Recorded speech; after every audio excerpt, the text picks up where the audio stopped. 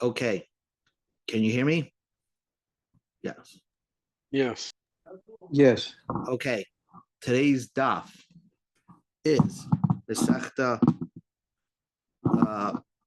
Menachos Daf Tzadik Tes. And we will begin on Daf Tzadik Ches Amid Beis by the Tana Rabbanan. So it's a little bit, it's just right by where the lines get wide and Tzadik Ches Amid Beis. Okay. Make it bigger in the picture. Okay. So the Gemara says like this: Tana Rabbanan, the rabbis taught. We're talking about the placement of the shulchan. So the rabbis taught Mizrach umamarav hoyumanachin. Divrei Rebbe. Rebbe says that it was the shulchan was placed from east to west, as you can see in this picture, where it's west to east, whatever. You can see it east to west. The shulchan is placed vertically, like the menorah. But notice how the aron, as we explained yesterday, was horizontally. So the shulchan was mizrach umarav. That is the opinion of Rebbe. Reb Lazar, Reb Shimon Omer, tzafim v'darim. It was placed from north to south, horizontally. My time of the Rebbe. What is the reason of Rebbe? Goma menorah. We compare the shulchan like the menorah.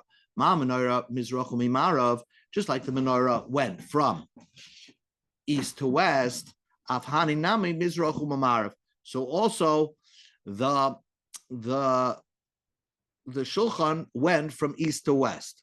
Umenorah gufa menola, says the Gemara. How do I know the menorah was from east to west? How do I know that the menorah looked like this? Maybe it was placed horizontally. So that's, as you can see in the picture.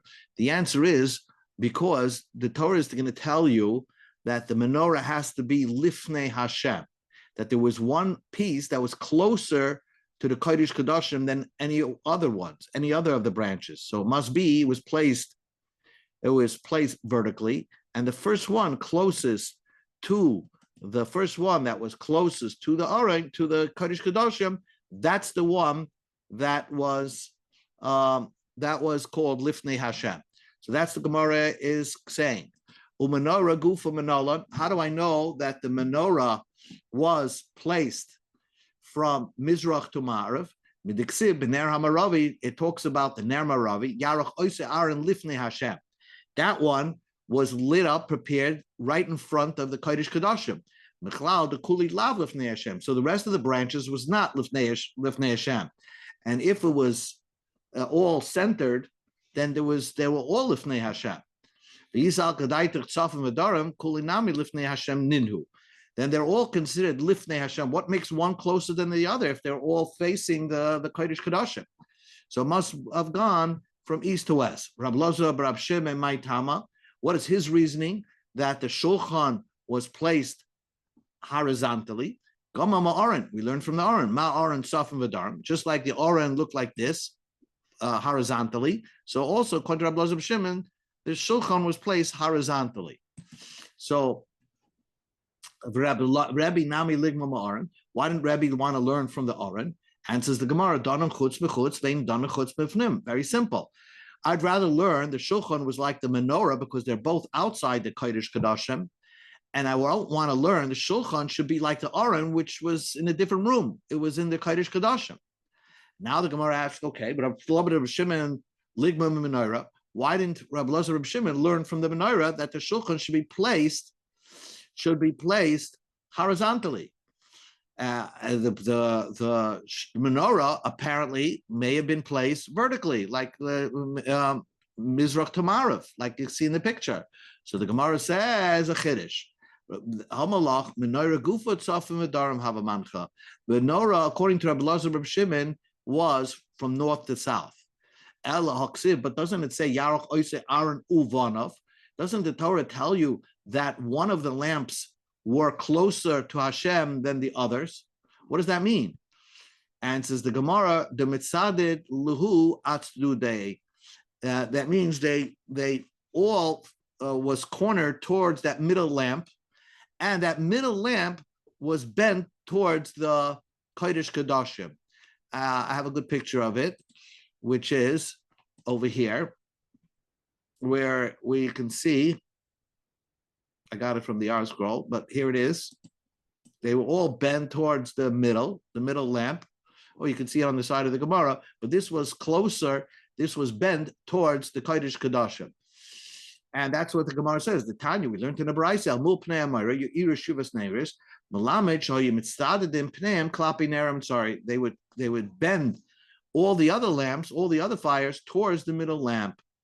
Rab Nosson taught from this lesson. Mikan, from here you can see Shem Tzo'oi Mishabach. The middle is always the more important. And what's the nafkamina to know that whoever sits in the middle is the most important?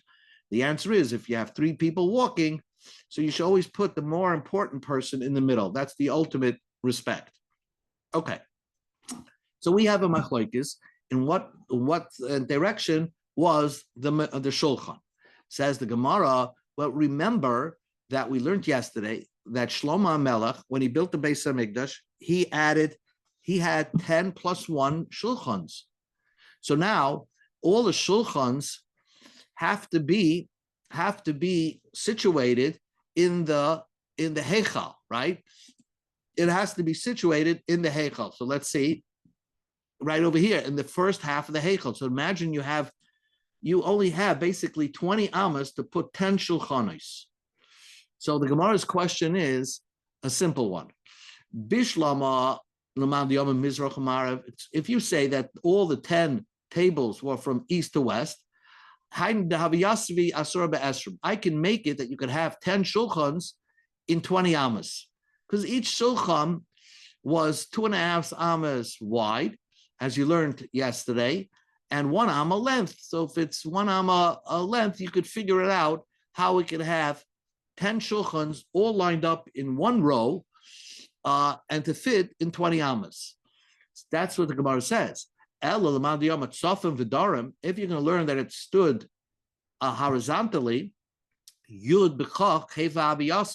how could they spread it towards the width? In other words, if you're going to have all the shulchans set up, as you can see in the picture, from one side north to south, they're going to take up the whole width of the sanctuary, and there will be no way for you to get by on, let's say, Yom Kippur to go into the Kodesh Kodashim, or to even have people go around the shulchan to put the new breads on.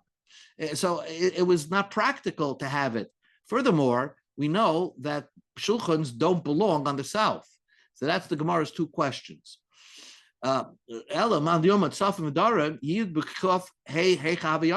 they have 10 shulchans going from north to south? Visu, another question, if you're going to have all the 10 shulchans going from north to south, that means the whole width of the sanctuary was full with shulchans. How did Kahanim get around it? Visu, Matzino, hey, shulchanas b'darim. Then you're going to put 5 tables are going to be in the south, because each table was 2 amas. 5 times 2 is 10. So one table. So then to 2.5. So you're going to have another 5 tables, which is going to end up on the south side. And we know a shulchan cannot be on the south side. And another question is shulchan de Moshe Hechem. It was more than 10 tables. It was 11 tables. Where are you going to put Moshe Rabbeinu shulchan if you're taking up the whole width of the sanctuary? Says the Gemara, according to your reasoning, even if you line up the Moshe Rabbeinu, if you line up all the shulchans, it wouldn't make sense, because you're going to have all the shulchans going, according to that opinion, you're going to have all the shulchans lined up, and it's going to go over into the east side of the sanctuary, because you have Moshe Rabbeinu, so you got to count that. So when you line them up in one row, it's going to get up past. We need it to be past the first 20 amas of the sanctuary. So basically, the misunderstanding of our Gemara is because they thought they put the shulchans in one long row, either from east to west or north to south. But the Gemara straightens that out. It was placed like you can see in the picture that I made, the picture of yesterday, that the shulchans were actually 2 rows. So if you could have it 2 rows this way, like you see in the picture, that's from east to west, or you could put it 2 rows the other way. But it wasn't that you lined them up in one long row. And therefore you could easily get around because it will only take up half the space. Says the Gemara, okay. Now we go to Tzadik Testament Aleph, and the Gemara says, Bishlama, it makes perfect sense. Laman Diyama, according to the opinion, the Tzafin V'daram Shapir. Gemara's question, let's just speak it out, is the Gemara's question, as you can see in the picture over here, okay, we're going to put it from Tzafin, we're going to have it from Tzafin to Daram, right? It's faced up. So you see how they put 5 on one side, 5 on the other side. Moshe Rabbeinu was in the middle, and Shalom Al Yisrael. It was 10 and 1/6, so it wasn't exactly in the middle. It didn't slice in the middle, but that's good enough. So it makes sense if you line it up north to south, as you can see. But what's going to happen if you're going to put it from east to west? You're going to have to move it off the wall because it couldn't be lined up with the wall, because you need 2.5 amas from the wall, what the Gemara is going to say, because you need to be able to have 2 people being able to walk along the wall to fill up the shulchans with breads. And then you need another 2.5 amas vacant. The shulchans themselves take up 1 amma. And then in the Moshe Rabbeinu's was 2.5 amas vacant, and then 1 amma, 1 amma for the second row of shulchans. It comes out, it was 10.5 from east, it was 10.5 east to west. It was 10.5 north to south, and you're already half an amma overage into the south side. Shulchans don't belong on the south side. So that's how the Gemara is asking the question, that according to the opinion that lined it up east to west, it's still, you're putting some of the shulchans in the south sides, as you can see in the picture. So the Gemara says, everything was perfect. That you're putting it from east to west. You have to put a shulchan. You can't put the shulchan right by the wall. You have to give a shtei amas umechza the day. You needed to have 2.5 amas off the wall because you needed people to be able to access the shulchan. Ushtei amas umechza the beinu amma, and then you have to have 2.5 amas between the beinu the amma. So you got shtei amas umechza, period. Va'ama for the shulchans, right? Then shtei amas umechza the beini, and then va'ama, as I showed you in the picture. You have to have 2.5 amas off the wall, 1 amma for the shulchans, 2.5 amas people, 1 amma for Moshe Rabbeinu's shulchan, 2.5 amas space, and then 1 amma. So look, it ends up a little bit onto the south side, and that's the Gemara's question. Ishtakach, the ka'achol shulchan, comes out that the shulchans were palga the amsa b'daram, ended up a half a amma into the south. Answers the Gemara, beautiful answer. Mi sabret shulchan de Moshe bahada haviyasa. Do you think Moshe's was in the center? Loy, the midlele umanachle umachtelei lididhu porta the Talmud hayoshev lifnei rabbi. Moshe Rabbeinu's was not in the middle. Moshe Rabbeinu's was, like you could see in this picture, the actual picture was in the back. So he wasn't in the middle. So you could squeeze everything a little further closer together. Actually, it took up 7 amas because Moshe Rabbeinu's was in the back, not taking up space in the middle. And therefore, and everybody, it looked like a student, all the students are lined up being taught by a rabbi, because if you think about it, there was a slant. The ground sloped downwards. So therefore, Moshe's shulchan was elevated above the others. So let's see how it plays out in pictures. So you can see how it'll play out in pictures by this bottom line. Here's the bottom line answer. They set it up east to west, 2.5 amas off the wall, of the north wall, then the one row of shulchans, 2.5 amas space, and in that 2.5 span of space, elevated towards the end was Moshe Rabbeinu. So it included both. So therefore, now you have a 1.5 amas. So if you add all these up, it's just 7 amas. So it was totally on, the shulchans were totally on the north side of the sanctuary. Okay, now the Gemara says, Tanar Rabbanan, the rabbis taught, and we've been discussing this. Asara shulchanos, there were 10 tables, Asa Shlomo. Shlomo made 10 tables. He did it, he had a nevuah that you're supposed to have more than just one table. But don't think that they used all the 10 tables, they baked 120 breads. No. They only put the breads onto Moshe's Rabbeinu's table. Shulchan, Shenema, the Pasuk says, Shulchan asher olav lechem aponim zahav. So on one table, they had lechem aponim, but not on all the tables. And same idea. Esa menorahs asher Shlomo. Moshe Rabbeinu made 10, Shlomo Melech and his Beis HaMikdash had 10 candelabras. But don't think they were all lit. I guess this picture is wrong. They're not all lit. And all these pictures are wrong because the Gemara is saying that they didn't put the breads on all the tables. Only one of them is going to be lit. They only lit Moshe Rabbeinu's candelabra. Shnema menorahs hazahav v'neraseh levar be'erev.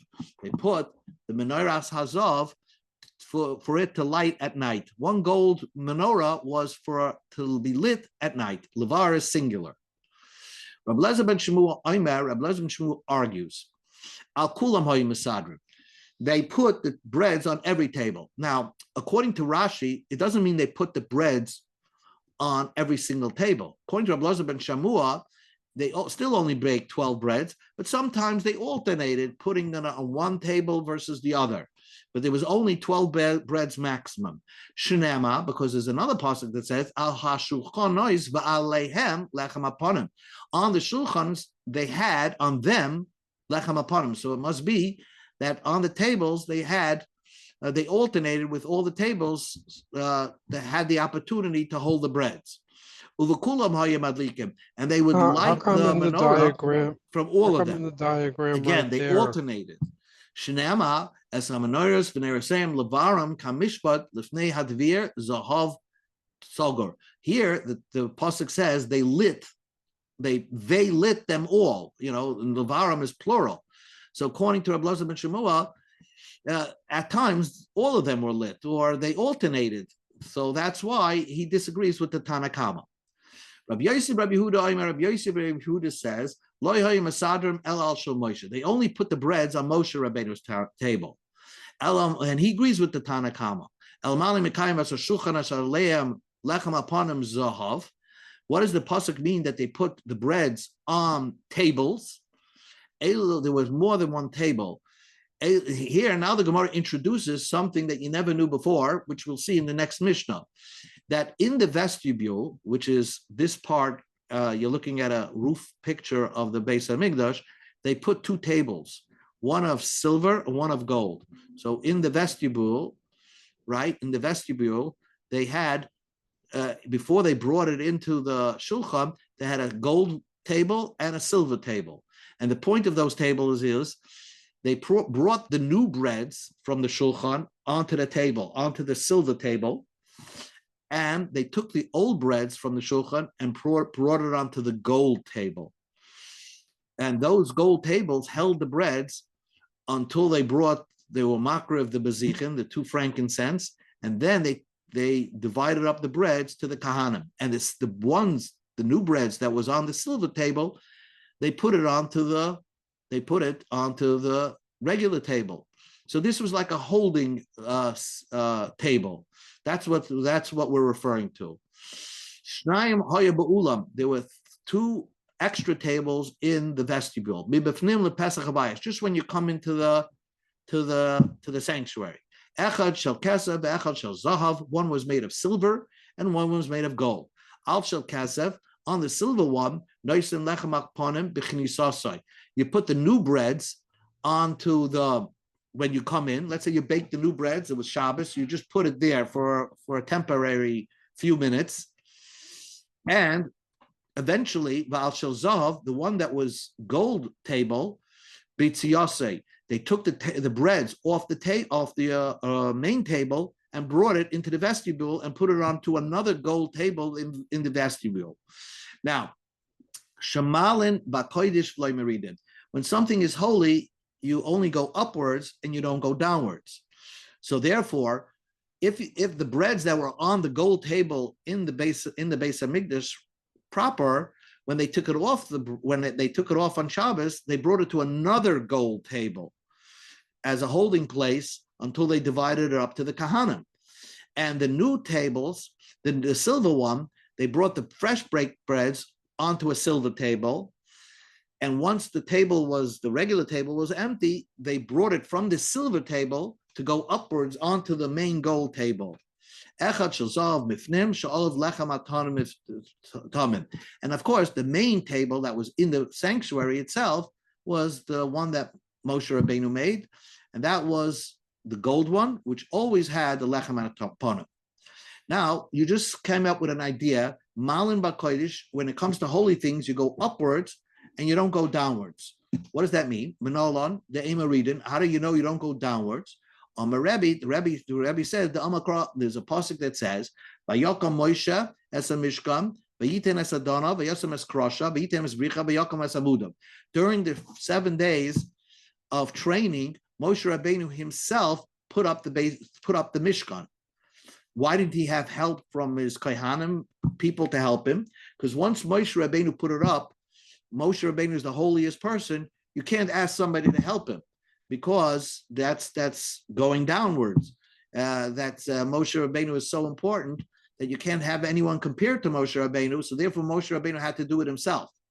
So we see when it comes to holy things, once it's elevated, you don't go downwards. That's why the lechem upon him, once it was on a gold table, they put it onto a gold table. When they removed it, they put it onto another gold table. They didn't put it onto a silver table. Umanol under Malin, how do you know something that was used for holiness? If you're trying to change it out, you have to go upwards. You have to change it to a higher elevation. Amar Abacha by Yankov the Amakra, because the pasuk says, "Eis machtos hachatoim lo'ele benafshay sarsan, v'aso oisem rekui pacham tzipui labezbeach, ki krivam v'nei Hashem v'yiktashu v'yu lo'ois l'bnei Yisrael." In the story of Kairach, all the people used shovels to try to do the ketoras. And when they all died out, in the story of Korach, what did they do with the shovels? They took it, and they used it and plated the mizbeach with it, and plated the regular mizbeach with it. So originally it was used for something as a service to the mizbeach, and then it eventually became a cover for the mizbeach itself. And that was a sign. When you walked into the Mishkan, you saw this copper mizbeach, and you remind yourself, why is it copper? Because this was the copper shovels that was used by Korach and his gang, and we'll know not to argue against the authority of Moshe Rabbeinu. So that's what the Gemara says. But Chila tashmishim mizbeach. First, the shovels was used as a service towards the mizbeach. Ma'achshav gufo shel mizbeach. Now it's used as the main part of the mizbeach. And you see this playing out many times in life. And the Gemara is going to explain it. Asher shibarta v'samta ba'orim. Moshe Rabbeinu had the original luchos, the original tablets. But the pasuk says, here's the luchos that you broke, place in the arim. Tan Rabbi Yosef taught, Malamed shal luchos, v'shivrei luchos, the broken first tablets, Munachim ba'aram. Not only the second tablets was in the aram, but the original broken pieces of the first luchos were also placed in the aram. So we see from here an interesting concept. The Talmud Chacham, you have a Talmud Chacham, sheshachach Talmud doi machmas onsai, that he was a big Talmud Chacham, and then all of a sudden he forgot his learning. Either Layalenu, he got a stroke. So you're not going to now, so nobody uses him anymore. You're going to give him now, not give him an aliyah. No, you shouldn't treat him with any degradation. You should treat him with ultimate respect because he was once a Talmud Chacham. As you can see, the broken luchos was in the Aron. Same idea. Once it was holy, you could only keep it on the same level or even greater. Amar Rish Lakish, three things that Rish Lakish said. First thing Rish Lakish says, Pa'amim, time, there are sometimes, we go Amid Beis, Shibitlu Shel Torah Zeh Yesuda, that sometimes not learning, that's called keeping the Torah. For sometimes you can't just always be a masmid. Sometimes you have to stop your learning to go to a chasana or to go to a levaya, and that's called keeping the Torah. The Kosik says, Asher Shibarta, Moshe Rabbeinu broke the luchos. Amalei HaKadosh Baruch Hu LaMoshe. HaKadosh Baruch Hu said to Moshe, Yasha Koyach, thank you, Shibarta, that you broke it. Moshe Rabbeinu nullified the Torah by breaking the luchos, and yet he gets a big thank you. So sometimes not learning is called learning. That's the remez. The Amar of Shlakish says, Talmud Chacham Shesarach, if you have a rabbi that messed up and something bad, I mean, and you need to remove him from his job. You don't insult him publicly.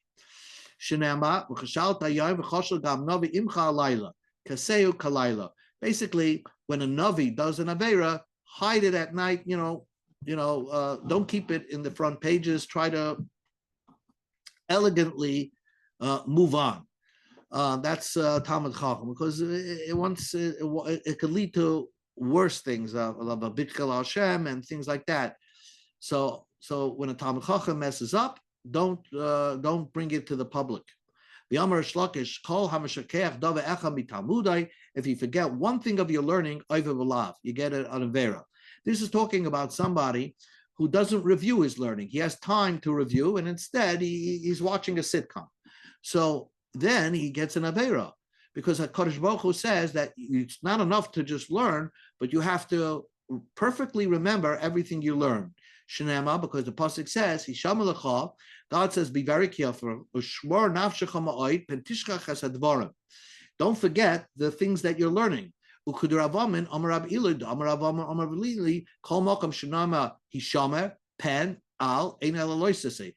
the Torah says, Hishamer, be very careful. Don't forget any of your learning. Not only do you get one violation, you get two violations, because Hishamer is one lav, pen is another lav, and Tishkach Hasadvarim is what you're doing, forgetting the words that you learn. Rav Nachman by Yitzchak, he's even worse. B'shloisha lavin, you get three lavin, because notice it says Hishamer, Ushmor nafshecha me'oid, pen tishkach, pen. So you have Hishamer, Shmor, pen. So all these things are lavim. Hishamer lecha, Shmor nafshecha, pen tishkach. So therefore, you get tremendous avera for not reviewing your learning. Let's go to the Mishnah. Yachal, I would think, if it's because you forgot your learning because of your stress, or because you had to go to work, or you didn't have time, and it's not your fault. It's referring to somebody who pushes it away, turns it away from his heart. Torah is talking about somebody who turns it away from his heart. In other words, he's not focused on learning on purpose because he wants to be into other things.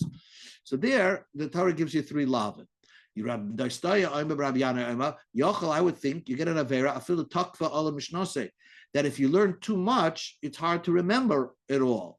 The Torah says it's limited. You get this avera if you're wasting time and not reviewing, but you don't get the avera because you need to take care of life. You don't have the time to review, or you're learning too much and you still don't have the time to review. This concludes the Gemara. Rabbi Yochanan and Rabbi Lazar the Amri Tavayu. Rabbi Yochanan and Rabbi Lazar both say Torah nitna ba'arboim yom, neshama noitzra ba'arboim. Torah was given in 40 days, and the neshama was formed on your 40th day of your being in this world. Kol hamashama tairasai. If you're going to keep the Torah, nishmasai mishtameres, then your soul stays with you. But if you're not going to keep the Torah, your soul is not going to be with you. In other words, sometimes you could be alive, but you're not with your neshama. You're not really living. You're alive, but not living, Because if you're not keeping the Torah, sort of your neshama flies away from you. Your spirituality, your connection to the above disappears. Tana de Rabbi Yishmael, Marshal Adam Shemosa Tzipra Torah La'avdai. This is an example, a parable for a man who gave a pet bird to his servant. Amar, and this bird can fly away easily, but the bird is worth $2. Amar, he said to the slave, you think that if you lose this bird, I'm going to take, you'll just pay me $2 and it's done. This is my pet bird. This has a lot of sentimental value to me. So nishmas chani noitlum, I'm going to take your soul if you lose it. So basically, what the Rabbi Bar Yishmael says, Torah, it's very easy to lose it. And therefore, you think, oh, Hashem is not going to be upset if you lose it. No, because of the sentimental value of the Torah to the Eibishter that he himself learns Torah, if you forget the Torah and let it fly away from you, God demands your neshama lo yaleinu. So Hashem should help us that we should all remember our learning. Okay, we'll do the Mishnah tomorrow. Hashem.